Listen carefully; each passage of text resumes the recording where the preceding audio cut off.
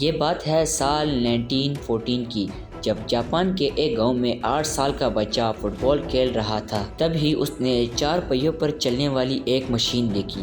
یہ فورڈ کا model T تھا۔ یہ دیکھ کر بچہ بہت حیران ہو گیا۔ یہی وہ دن تھا جب 8 سال کے بچے کو گاڑیوں اور میکینیکل پارٹ سے بہت زیادہ لگاؤ ہوا، اور اس بچے کا نام تھا سوچیرو ہونڈا۔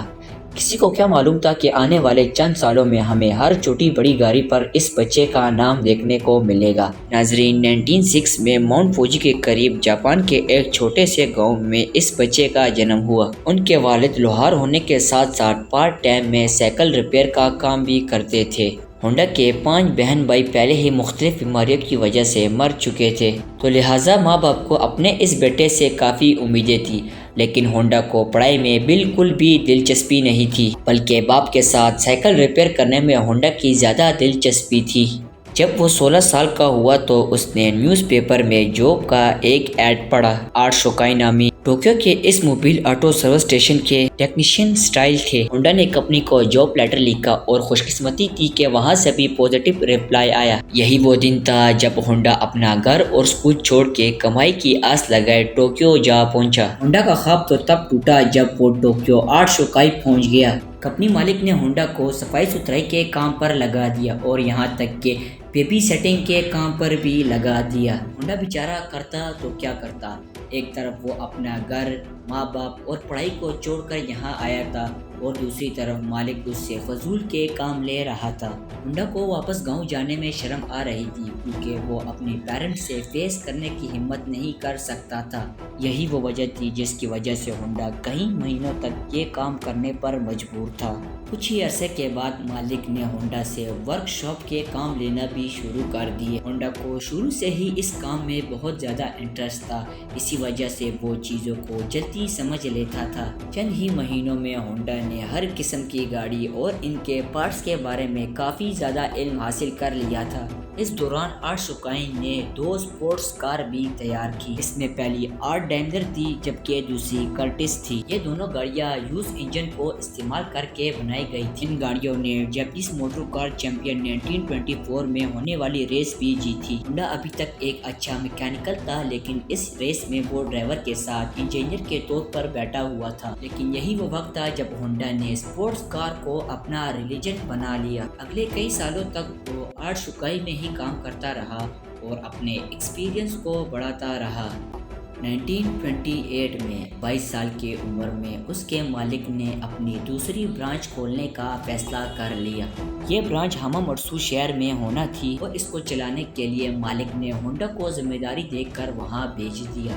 آرٹ شوکائی کے اس برانچ کو ہونڈا نے صرف ایک ورکر سے شروع کیا، اور بہت جلد ہی ہونڈا نے صرف 2 سالوں میں ہی اس کو 30 ورکر پر مشتمل گیراج بنا دیا۔ اب وہ ایک بریلینٹ میکینک اور ریسر ڈرائیور بھی بن چکا تھا۔ اس نے اپنے مالک کے لیے ایک سپورٹس کار بھی ڈیزائن کی جو 120 میٹر پر آر کی سپیڈ سے چل سکتی تھی، جس نے پرانے سارے ریکارڈ توڑ دیے تھے۔ یہ ریکارڈ اگلے 20 سالوں تک جاپان کا ہائیسٹ ریکارڈ رہا۔ آرٹ شوکائی کے مالک کے دل میں ہونڈا کی عزت اور بڑھ چکی تھی، لیکن اب وہ شاید اپنا خود کا ورک شاپ کھولنا چاہتا تھا، لیکن شاید قسمت کو یہ منظور نہیں تھا۔ 1936 میں ایک ریس کے دوران ہونڈا کے ساتھ ایک حادثہ ہو گیا۔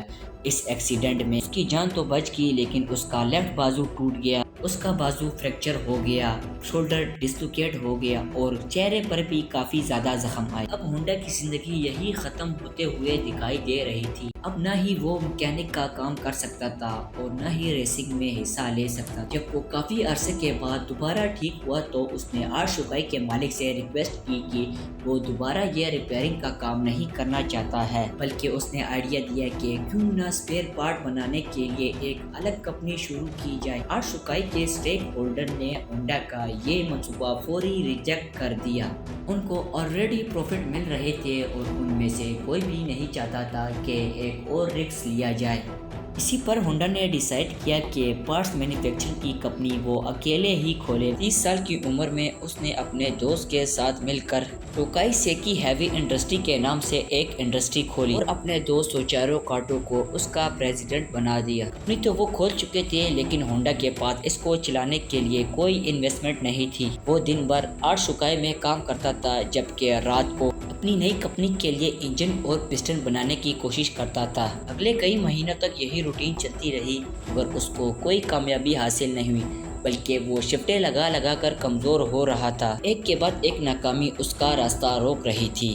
تبھی اس نے میٹلرجی میں مہارت حاصل کرنے کے لیے یونیورسٹی میں داخلہ لیا۔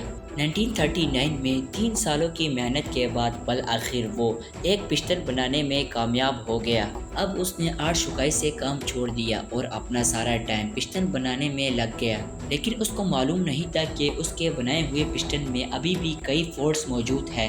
اور جب اس نے ٹویوٹا کمپنی کو اپنے پسٹن آفر کیے تو انہوں نے 50 میں سے 47 پسٹن ریجیکٹ کر دیے۔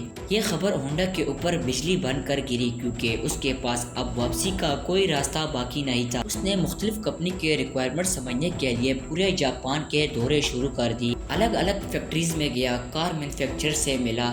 اگلے 10 سال اس نے مارکیٹ کو سمجھنے میں لگا دیے، اور اس کے بعد ہونڈا نے ایک بار پھر سے پسٹن بنائے۔ اس بار ساری کمپنی نے اس پسٹن کے کوالٹی کنٹرول پاس کر چکے تھے۔ اب دھڑا دھڑ کمپنی کو آرڈر ملنا شروع ہو گئے اور ہونڈا کو پھر سے اپنے خواب پورے ہوتے ہوئے دکھائی دے رہے تھے۔ آرڈر کو پورا کرنے کے لیے اس کی کمپنی نے 2000 ورکر کو لگا لیا۔ ہونڈا کی یہ خوشی صرف چند مہینوں کی مہمان تھی، یہ کس کو معلوم تھا۔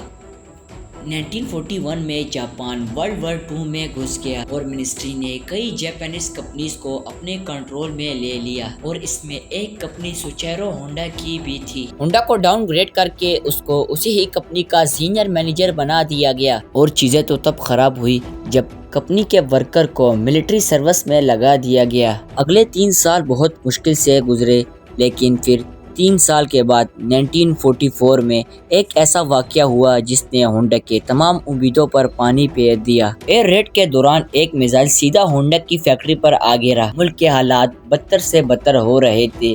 جاپان جنگ ہارتا ہوا نظر آ رہا تھا، اور پھر 1 سال کے بعد 1945 میں 2 نیوکلیئر اٹیک ہوئے جس نے جاپان کی سرے سے ہی کمر توڑ ڈالی، اور پھر اس واقعے کے بعد جاپان نے امریکہ کے سامنے سرنڈر کر دیا۔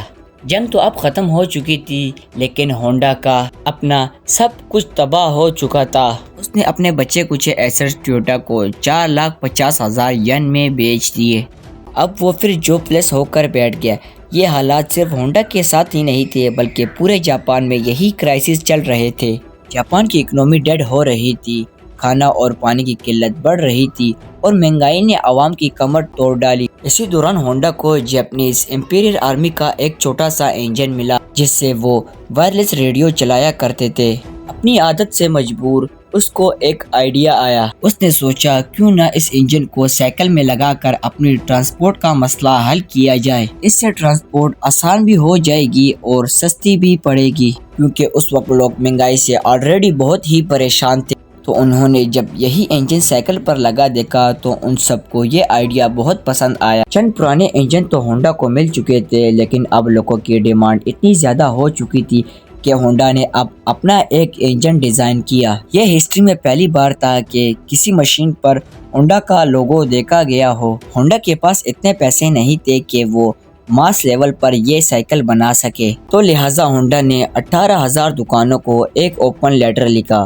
ان سب کو اس پر اتنا ٹرسٹ تھا کہ ان میں سے 3,000 دکانداروں نے ہونڈا کو پازیٹیو ریپلائی دیا اور پیمنٹ بھی دے دی۔ اگلے 3 سالوں میں ہونڈا نے ایک ایسی موٹر سائیکل بنائی جو مارکیٹ کے ریکوائرمنٹ کے عین مطابق بنائی گئی تھی۔ یہ موٹر سائیکل سپر کپ کے نام سے لانچ کی گئی، جس نے آتے ہی مارکیٹ میں دھوم مچا دی۔ یہ بائک اتنی پاپولر ہوئی کہ 1958 میں امریکہ کی اپنی ٹرائم اور ہارلی ڈیوڈسن کو بھی پیچھے چھوڑ دیا، کیونکہ ہونڈا کو ریسنگ میں بہت شوق تھا۔ اب وہ ریسنگ بائک بنانا چاہتا تھا۔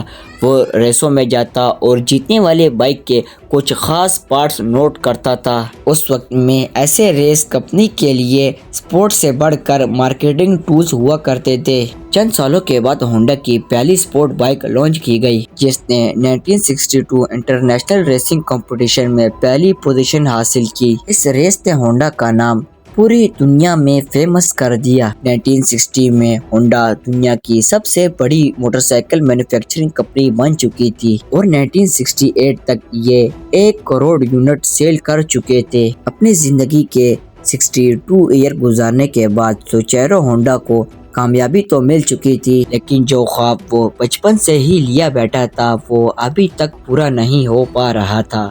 اب وہ کار مینوفیکچرنگ کی طرف بھی جانا چاہتا تھا۔ کئی لوگوں نے ان کو ایسا کرنے سے منع بھی کیا، لیکن انہوں نے ان میں سے کسی کے بھی نہ سنی۔ جاپان میں آلریڈی ٹویوٹا اور نسان جیسی کمپنی اپنا بزنس جمائے بیٹھی تھی۔ وہاں مارکیٹ میں اپنی نئی جگہ بنانا کافی مشکل تھا۔ نے اپنی پہلی پک اپ ٹرک 360 لانچ کی جو فیل ہو گئی، اور اس کے بعد سپورٹ کار S500 لانچ کی گئی جس کے صرف 1300 ہی یونٹ بیچے گئے۔ کئی سالوں کی محنت اور کئی درجن ڈیزائن ریجیکٹ ہونے کے بعد فائنلی 1972 میں ہونڈا سیوک لانچ کی گئی۔ یہ وہ گاڑی ہے جس کے نئے ماڈل آج تک پوری دنیا میں فیمس ہے۔ 1980 میں ہونڈا جاپان کی تیسری لارجسٹ کمپنی تھی، لیکن صرف 10 سال کی محنت کے بعد ہونڈا دنیا کی تیسری بڑی کمپنی بن گئی۔ آج ہمیں ہونڈا کا نام car, motorcycle, Ford engine, aeroplane engine اور درجنوں پاور ٹول انجن میں دیکھنے کو ملتا ہے۔ ہونڈا نے ہونڈا سیوک لانچ کرنے کے بعد اگلے ہی سال 1973 میں